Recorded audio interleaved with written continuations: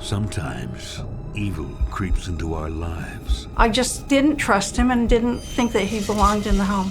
He's dangerous. He's dangerous, he said to me. And sometimes it's invited. John Adair didn't want strangers in the house. Imagine walking into your own house and fearing for your life. He said, he's back.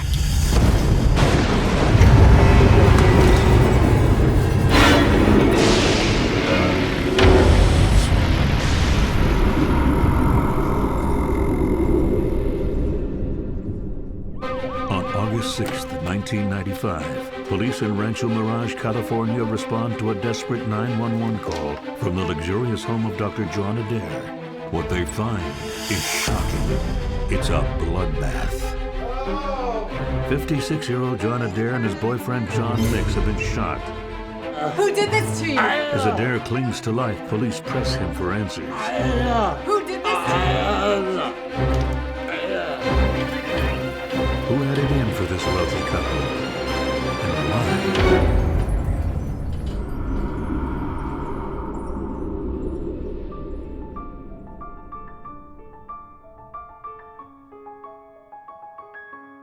John Adair first moved to Rancho Mirage from Philadelphia with his longtime partner, Bob Tucker. Between Tucker's family inheritance and Adair's post as head of radiology at Girard Medical Center, the couple has amassed a considerable fortune.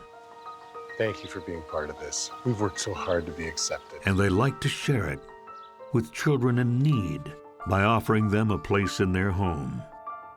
My brother John, he was definitely an outside person, an underdog.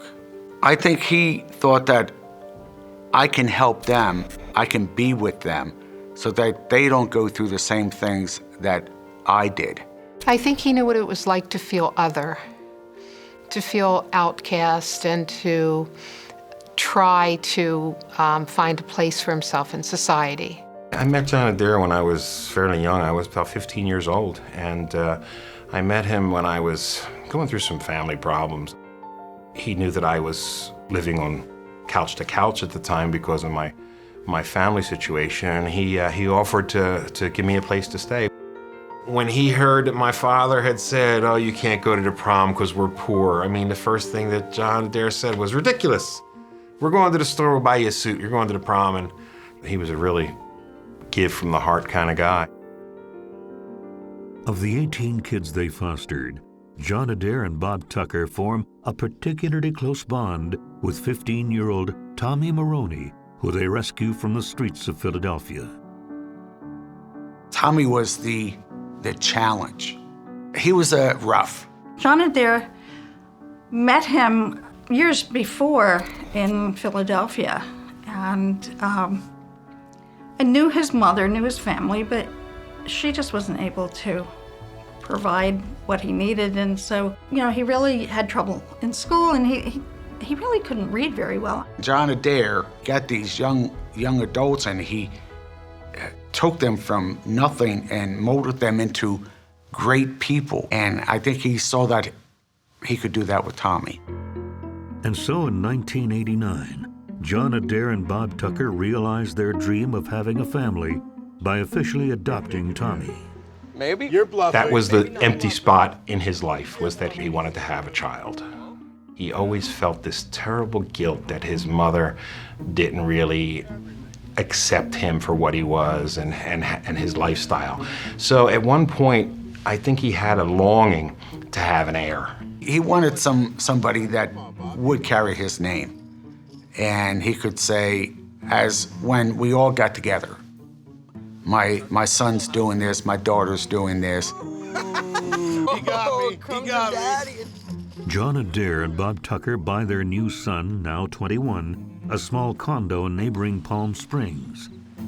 But Tommy spends most of his time in their new Rancho Mirage dream home. It's a sprawling, luxurious house with a swimming pool and a separate wing for guests. Tommy takes to his new California lifestyle. Tommy acquired the taste of wealth, and his biggest fear was going back onto the street. Tommy may like the high life, But Bob Tucker and John Adair insist he get a job. They set him up with a pool cleaning business.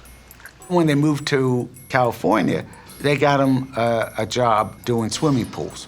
And that didn't take because there was a four-letter curse word that Tommy didn't like. W-O-R-K.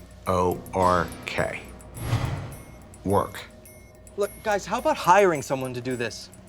But isn't this what we set you up in business to do? Yeah, well, I don't know what's wrong. I can't fix it. Look, just hire someone, okay? I'm out of here. When John Adair would try to set Tommy up in something, I mean, it was very, very short-lived. The way I understood it was that John Adair had a vision for Tommy of having a normal life. And he was driven to make that vision be reality. He had hoped to have Tommy have his own business. He had bought him a hot dog cart, and Tommy did not like to go to work. So that didn't work out so well. John Adair told me that his biggest sadness was that he couldn't take the street out of Tommy, no matter how hard he tried. But soon, Tommy's lack of motivation is overshadowed by tragedy. In January 1991, after 30 years together, Bob Tucker succumbs to AIDS. John Adair is devastated. Friends and family worry that he may not recover from the loss. It was the end of two lives. It'll get better after. The end of Bob Tucker's and the end of my brother, John. I never saw someone grieve as much as he did. They had a kinship that you're lucky to find in any person. His world had just ended. Essentially, he had lost his compass. John's world will never be the same.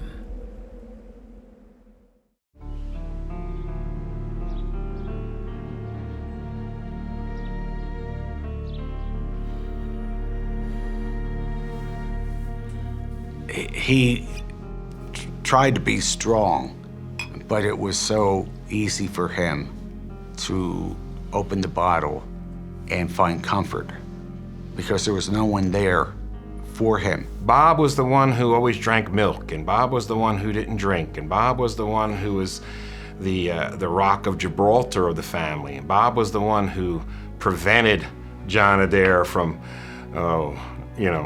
being too extravagant, and it was a very, very hard time. And John Adair was on the verge of having a nervous breakdown. It was a terrible, terrible time, and all his friends knew that this was going to be bad.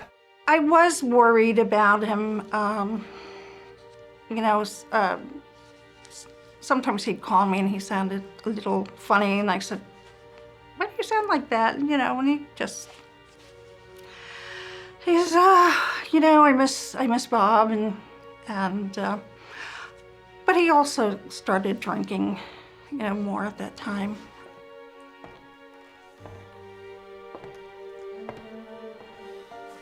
Dad, we got some mail, and you're not gonna believe it, but it's from Bob. And Bob continues to look out for John from beyond the grave. Bob Tucker knew John Adair was probably going to spiral out of control. And I remember 1 year after Bob died, he got a delivery. And it was a special delivery. It was a check and a letter from Bob Tucker. And it said, I figured you've probably spent all the money by now. And it was a check for $10,000. And as you can see, it upsets me even to think about it, because that letter and that check sent John over the edge.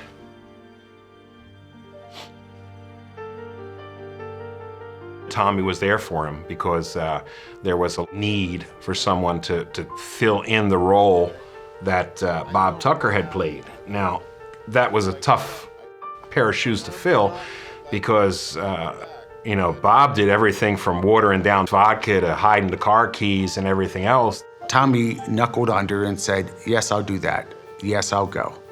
And so he was the gopher.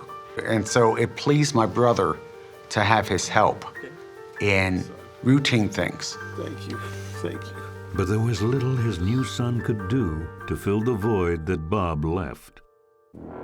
He would call and say, I'm so empty. What can I do? And my advice was find something so you're not at home thinking of these things. John takes his brother's advice and heads to Los Angeles for a week to clear his head. In LA, he meets John Mix, a handsome, young, successful events manager. I'm John.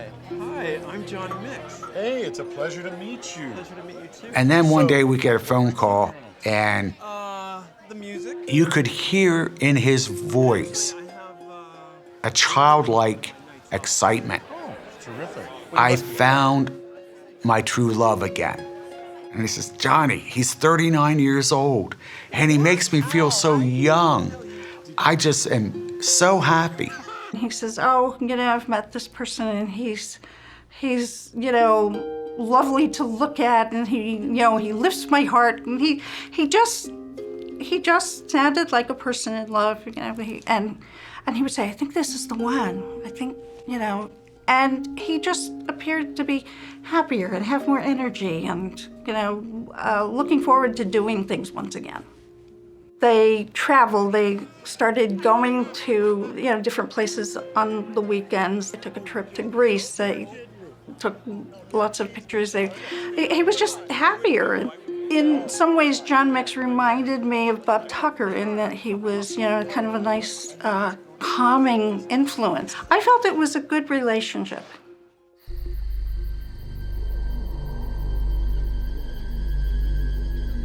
But not everyone is happy about the new couple. With Adair spending more and more time with John Mix, Tommy, now 24, is left at home alone to tend to the Rancho Mirage mansion. Hello? May I speak to Dad? It's your son. Okay. Hey, Tommy, how's it going? Listen, Dad. The shower's broken again, you've been gone for weeks, and we need someone here to fix it. I can't be counted on to do this all the time. John Adair and John Mix were having fun and enjoying themselves, and Tom Adair was keeping up the house while they were gone. I think that Tommy was getting tired of coming there and being like the gopher guy for everything needed to be done. You know, Tommy felt as though they call me when they need something, but then they talk about me and badmouth me when I'm not there. And Oh, for sure. For the sales? What you got? What you got? Oh, yeah. is terrific. I need a Remember small me? Son, you startled me. I'm sorry. How are you? Come, give your dad a hug. Come on. John Mix is put out by Tommy's presence. It was definitely a third wheel. You know, if you want to come home and have a glass of wine with the person you love and a romantic dinner, here's Tommy, you know, playing the music and walking through, and, you know, it was definitely not what he wanted. And I think they started butting heads together. What he saw when he came was someone who was getting John Adair drunk. And I was just wondering if you could give me some money to fix it. John Mix wanted Tommy out of the house. You know what, Dad? That's great. Gotta keep Tommy, in turn, is equally suspicious of John Mix's interest in his father.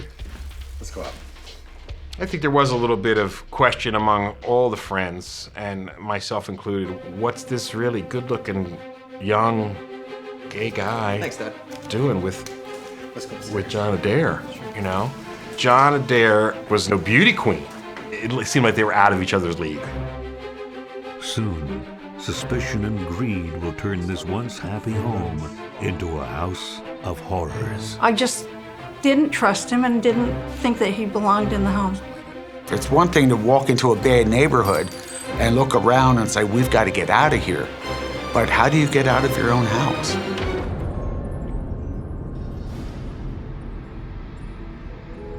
With each visit to the Rancho Mirage house, the rivalry between John Adair's boyfriend, John Mix, and Adair's adopted son, Tommy, grows. Tommy, when are you gonna grow up and stop being such a freeloading slob? Tommy starts abusing his privileges. If he ate something or drank something, I mean, he'd either leave it out or leave the dishes just in the sink. When he stayed there, he brought a girlfriend with him, and John Adair didn't want strangers in the house. Tommy would just walk in like he owned the place, and I could see by the expression on John Mix's face that he didn't care for that.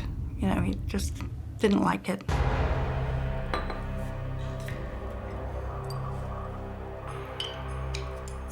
John Adair pushes his son to move permanently into his condo to alleviate the growing tension.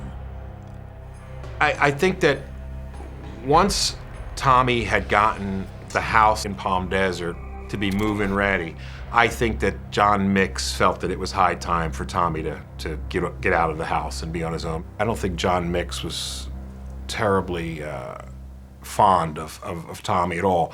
And I think that went both ways.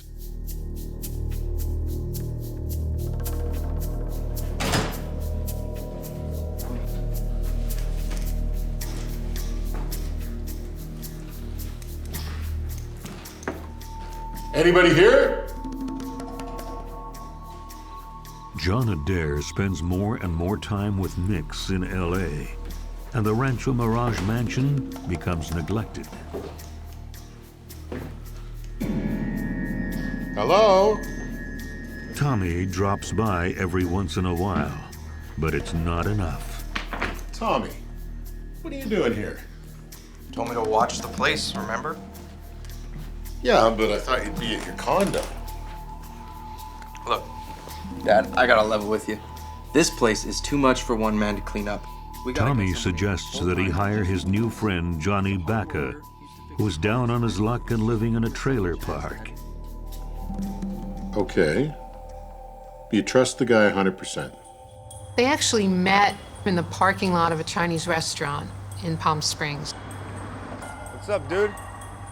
You need a hand? Tommy was very much into cars and motors and things like that, and Baca was too, and they were also into bodybuilding. That's how their relationship formed, kind of like, call me, and they'd get together and hang out. You know, he was pulling at John Adair's heartstrings. You know, this is a kid just like me. You should let him in. Let him, it'll, fill a temporary need of having somebody in the house and, keeping it picked up and keeping it clean, probably bringing in the mail, things like that. Tommy was selling it to John Adair as being, here's your housekeeper, here's the person that's gonna clean the dishes, cook the meals, do the vacuum, do errands for you. Adair agrees to give Johnny Baca a shot. Baca was really, really happy about his job position. He didn't have a job before. Obviously, he really maybe didn't have somewhere to really stay, so that made it harder for Johnny to get employment. But Mr. Adair made him feel welcome, and he was a very nice man, well respected. They became really good friends. Mr. Baca, I'd like to welcome you to this house. You are going to be a very good addition to this place. You won't regret it, I promise. I'm sure I won't. Thanks. John Adair liked to have good-looking guys around. I mean, if he could have had the Chippendales working at his house all day long doing pool and doing stuff, he would have loved that. He would have been in heaven. I mean, that's what he liked. But 3 weeks later, when John Adair returns from L.A. with John Mix, he realizes he may have been too hasty with his decision to have Baca move in.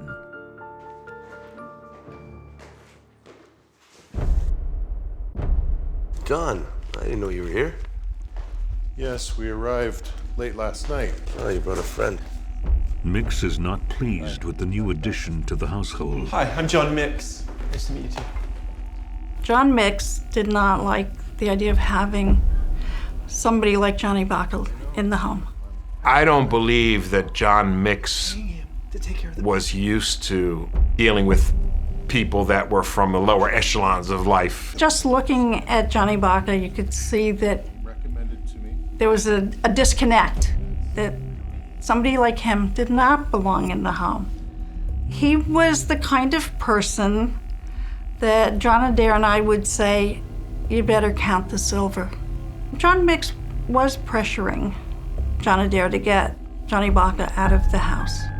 John Adair told me about it, that, that John Mix really wanted him out of the house, and sooner. It was causing tension in their relationship. When John Adair would tell me about it, I would say, well, he's right. He's a good kid. I agreed with him. I just didn't trust him and didn't think that he belonged in the home. Fix it, John. I will fix it. I will fix it. Others believe that Mix is just jealous of Baca. Mix was really on Adair about having Johnny Baca move, and Adair kept telling him, no, he can stay as long as he wants because that's his house. There was no friction until Mix felt that Adair had feelings for Baca more than just a friend. Maybe Adair did something inappropriate or maybe talking about Johnny too much or wanting Johnny around too much. What could cause jealousy? I don't know. That's the only reason they were arguing. He was jealous of Baca. He was afraid that Adair was starting to have feelings for Baca. Deal the next card. In the early summer of 1995, 3.5 years after Adair and Mix meet, their relationship starts to fall apart. Mix stays away from the Rancho Mirage mansion for weeks at a time, and Adair falls into a deep depression. John Adair was fearing that he was going to lose John Mix. And he was drinking again, and that made him even more vulnerable. So he drank some more. Tommy and Baca, meanwhile, are spending a lot of time together at the Rancho Mirage house. I'm out of vodka. I need somebody to go to the store for me. Dad, I literally picked some up this afternoon. Just go upstairs and get it. Oh. Tommy would come in from the liquor store with big bottles of vodka. The drinking was a real weakness for John Adair. And before long, the new and seemingly close friendship will take a dark turn. He said, he's back. He's dangerous. He's dangerous, he said to me.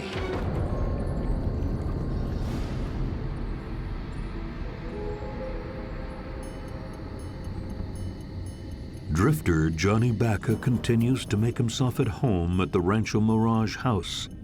But his employer, John Adair, is beginning to have some very serious reservations about his new housemate. In the last week of July 1995, Adair calls his friend Valerie Malot in a panic. Please, please. Thank you. John Adair called me and he sounded frantic and very agitated, and he said, can you come over? And I said, yeah, do you mean on the weekend? And he said, no, can you come over right now? And I said, sure, because just the way he sounded, I came over.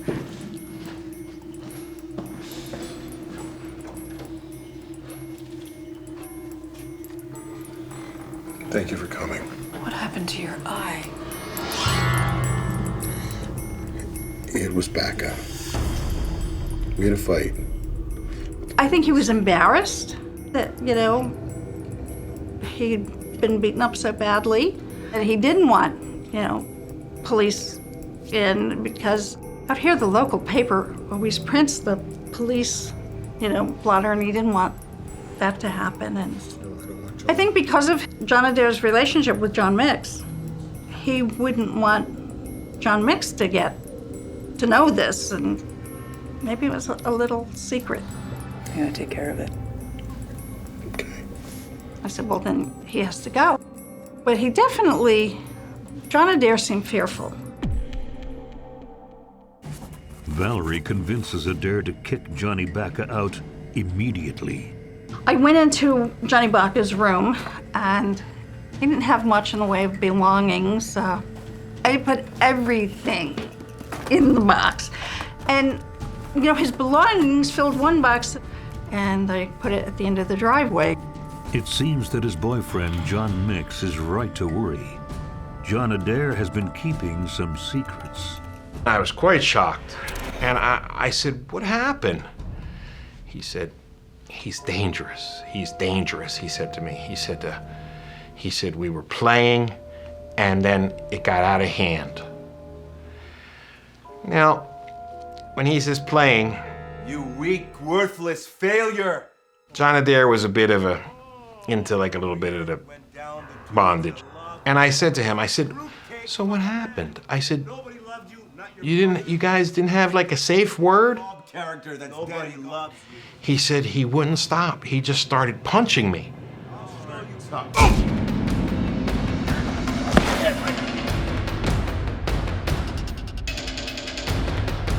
He asked him to leave. They got into a fist fight, and he got the black eye. And I could just imagine, my brother was not a fighter. He got a guy that lifts weights, is bodybuilder, tough guy, living with two people that are society people. They don't work out. They don't do anything to build muscles. They were fearful. With good reason. That night, when Baca finds his belongings on the street, he calls the police to claim he's been wrongfully evicted. Good evening, sir. Could I get you to step outside for a second, please? Okay. You okay, sir? Yeah, I'm good. I'm good. Okay, well, anyway, this gentleman here tells me that you evicted him earlier this evening. That's kind of what happened. All right, well, according to California state law, you have to give somebody 30 days notice before you evict them. So unfortunately, you have to let the gentleman back in the house. Because Johnny Baca received mail there, and he had this listed as his address, he couldn't be put out unless there was a 30-day notice given. See you tomorrow, Johnny. Finally, Baca agrees to go to Tommy's. For now.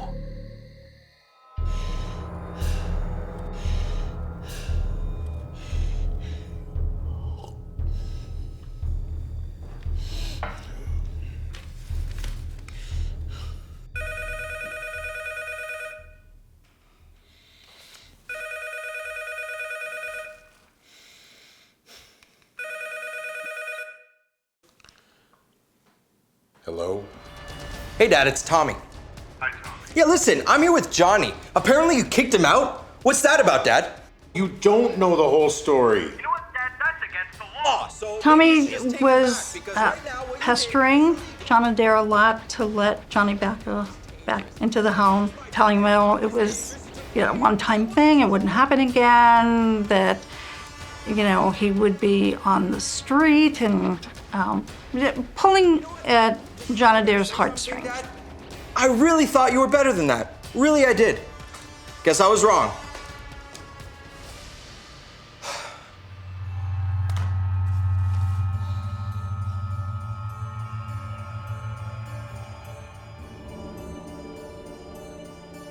The next morning, Johnny Baca comes back.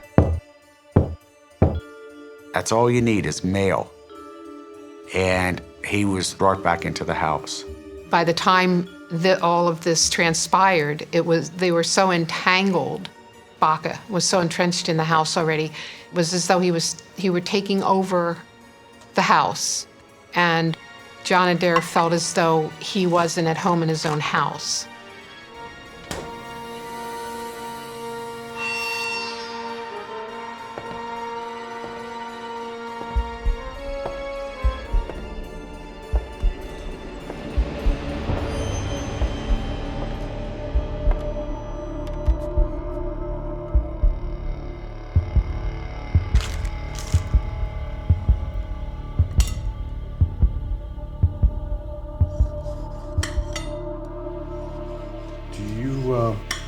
think you could go into Palm Springs tomorrow and get some groceries? Yeah, John, no problem. I'll be going downtown tomorrow, so when I get a chance, I'll pick that stuff up. Thank you. I think I should go to bed now. Yeah, I think so too. You have a good night.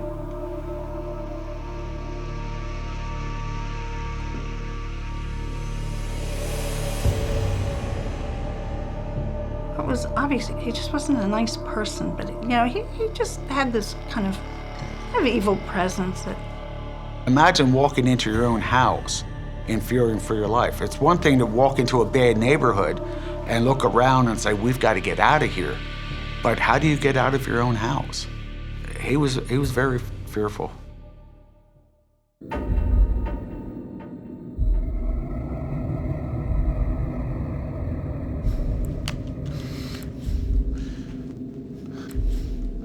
John, things are getting really weird here. What's going on? It's Baca. Afraid for his safety, John Adair calls John Mix and asks him to come over for the weekend. I'll come out. Oh, thank you. Thank you. I miss you. I miss you too. But Mix's presence won't diffuse the growing tension. It'll make it worse. Much, much worse. We made entry with our guns drawn, not knowing what we had there. I was overwhelmed. I couldn't believe that this actually happened. On August 6th, 1995, John Mix flies up to Rancho Mirage to spend the weekend with his boyfriend, John Adair. Adair asks Johnny Baca to pick Mix up at the airport, but Baca never shows. John, Valerie, oh, I'm so glad you're here. I had to pick up John Mix at the airport, the Palm Springs airport, because he flew out from LA because his car was being fixed. So I brought him out to the house, and, you know, he was quiet, and he says, I just hope, you know, the little bastard's not there. And I said, so do I. Adair is furious that Baca failed to accomplish his one errand, and he takes decisive action. I know. He's out. Good. When Baca finally shows up with Tommy that I afternoon, really appreciate the help with the car, man. Oh, anytime, Tommy, anytime, buddy. You can use all the laundry facilities. John Adair is showing his room to a girl who just happened to see an ad about a room to rent. Okay, it's easy to live here. Easy. Thanks a lot, John. This is how you want me finding out. I can't believe it. Friggin' out of here.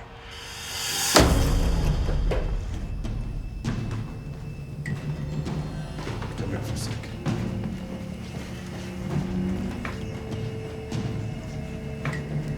Sorry, John.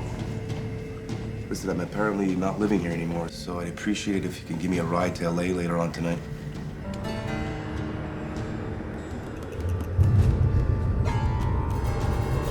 Sure. Okay. Are you ready? Yeah, thanks a lot. You gonna be okay, bro? I guess so, man. Take care. with his friend's ride secure, Tommy leaves the house at 7 p.m.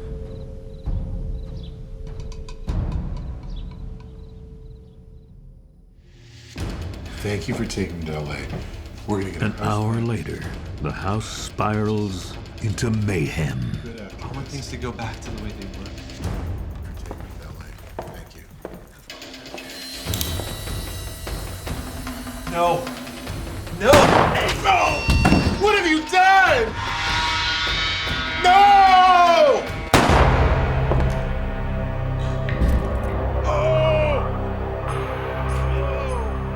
Oh! 911, what's your emergency?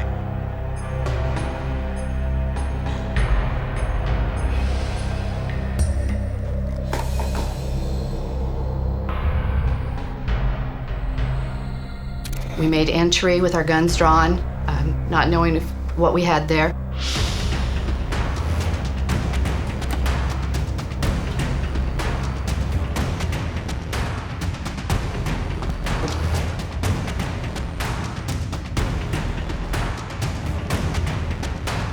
What I saw when we entered was a middle-aged gentleman standing over a countertop in a kitchen with a bloody towel in his hand, holding it on his face, and a lot of blood at various places.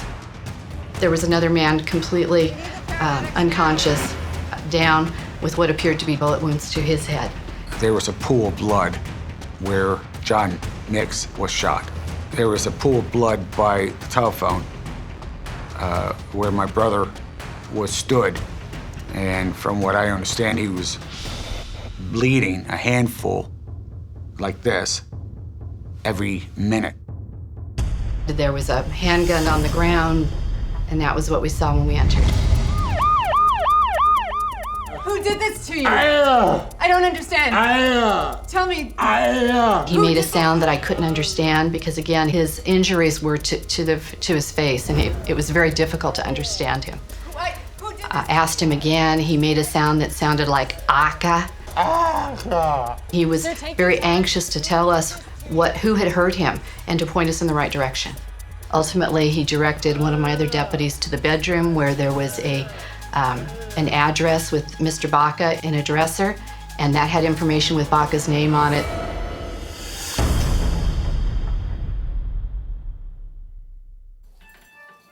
John Nix was shot twice. He died shortly after arriving at the hospital. Adair was shot once. He is still alive, but hanging on by a thread and lapsing in and out of consciousness. His family is horrified. Dennis's mother called on a Sunday afternoon and said to Dennis, "My God, John Adair's been shot." I was overwhelmed. I couldn't believe that this actually happened, that my brother-in-law, who I cared a lot for, was on life support. Dennis Adair immediately travels to his brother's side and later heads over to John's house for some rest. When he arrives, he's surprised to see Tommy. It was not secured at that point. There was no tape around the house, so anybody could go in.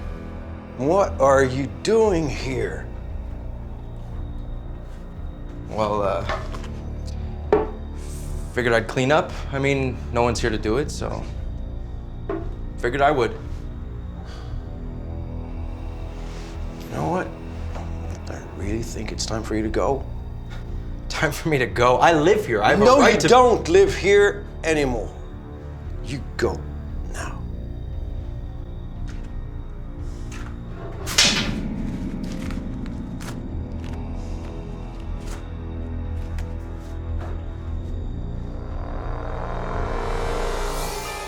I found it very odd how he was cleaning up. It was like he was trying to hide something. Based on Adair's seeming identification of Baca, the police immediately obtain a warrant for his arrest. But he's disappeared, and law enforcement launch a manhunt to find him. As the chase gets underway, investigators suspect Baca may not have acted alone. The motive in this case was money, a will. I think that John Adair was just basically ready to cut the rope. On August 10th, 1995, millionaire John Adair remains in critical condition at Eisenhower Medical Center after being shot at his home 3 days earlier. Police wait for him to recover enough strength to assist them in the investigation. At the same time, they scour the area looking for their main suspect, Johnny Baca. The name Baca was given. So at that point in time, now the police have to make a quick decision as to what this person has to do with this crime scene. I call these murder marathons because you don't stop. You don't go home. You don't continue with other appointments. You stay with this day and night until you secure a suspect and or the trail runs cold. There was great concern that he could flee the country, and so it's imperative that you put all your resources and trying to find him as soon as you can. Mr. Baca had stolen a car belonging to one of the victims, which eventually was found in Los Angeles County, and he was at a park in LA County, and 2 deputy sheriffs happened to be conducting a check of the park, and they came upon several individuals. Hey, 1 minute, we'd like to ask you a few questions. Like to see your ID. I don't got any ID. Yeah, what did you just drop here? That's not mine. Hold on a sec. What's the problem? Johnny Baca, get down on your knees. You're under arrest. Get down on your knees right now. Get down on your knees. What did I do, man? On August 15th, 1995, Baca is arrested for the murder of John Mix and the attempted murder of John Adair.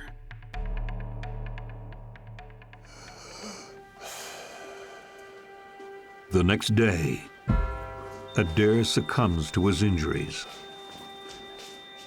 Any hope of recovering additional details about what happened that night is lost. Here was my friend of more than 30 years. I was outside my body. I mean, I was just in disbelief. It's been years and I'm still teary-eyed. Because he was such a good person.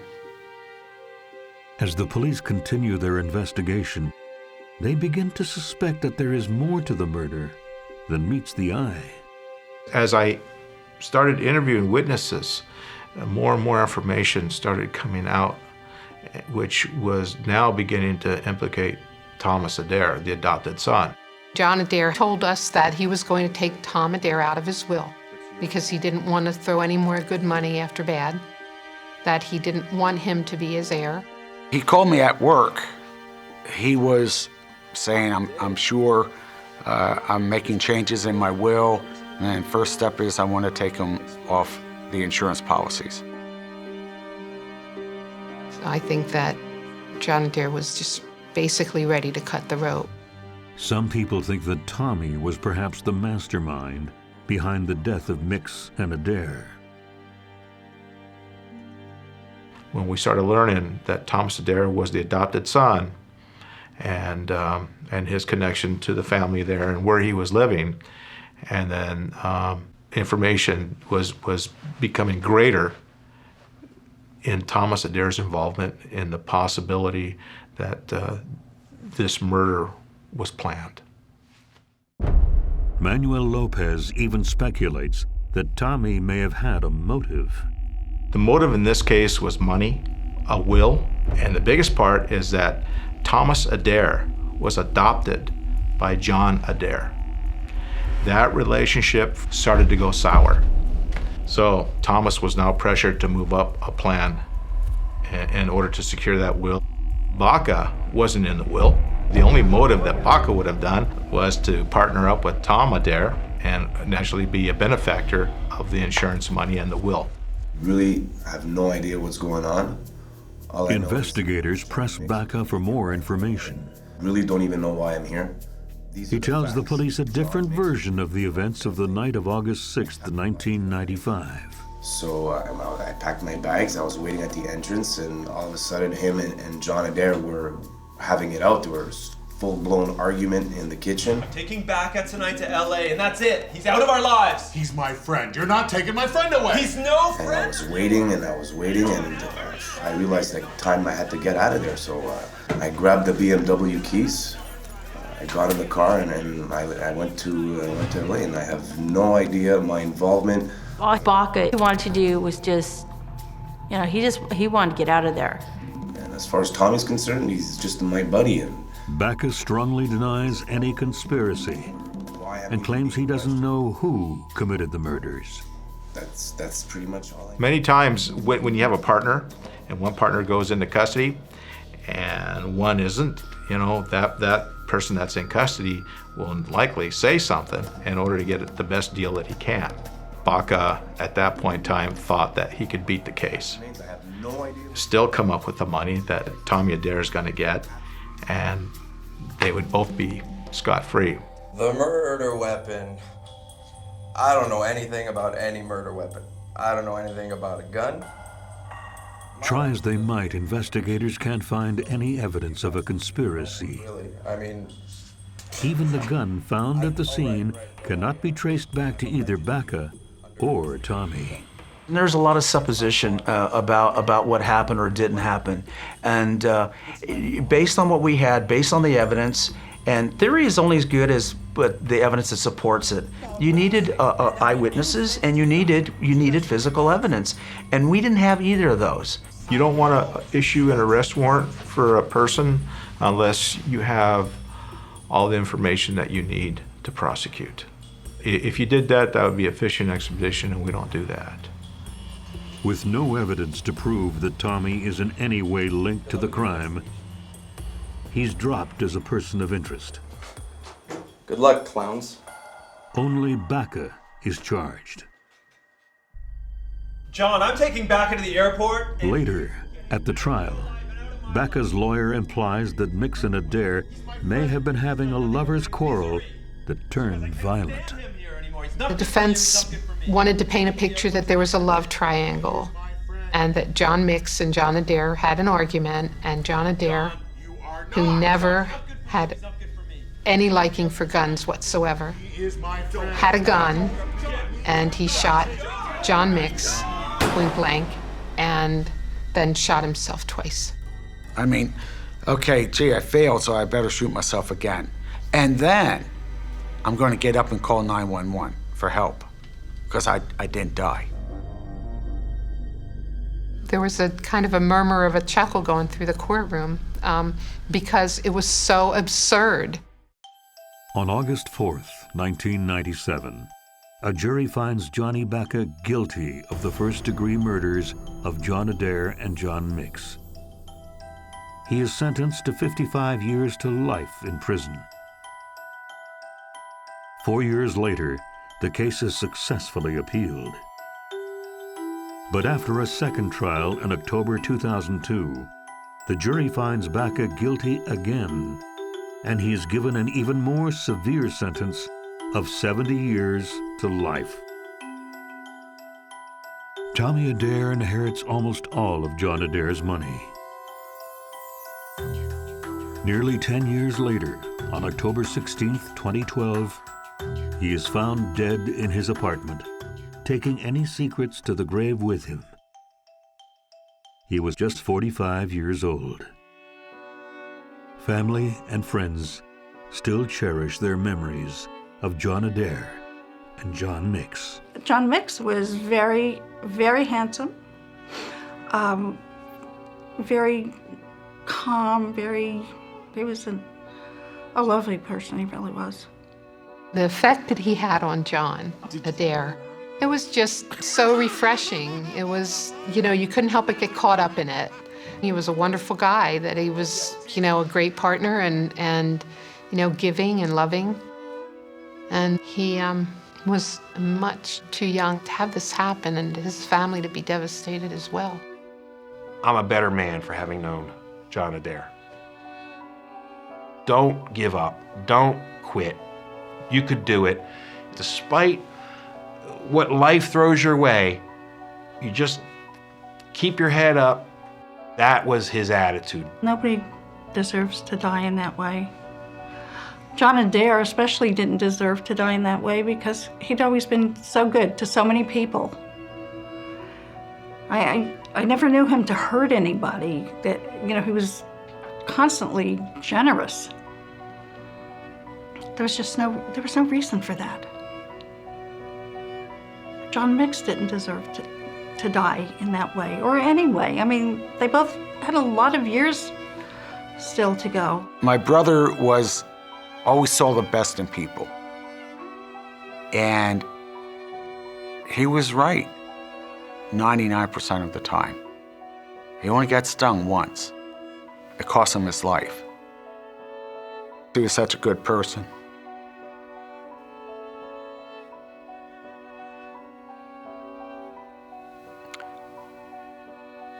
He did no harm. He was a loving person.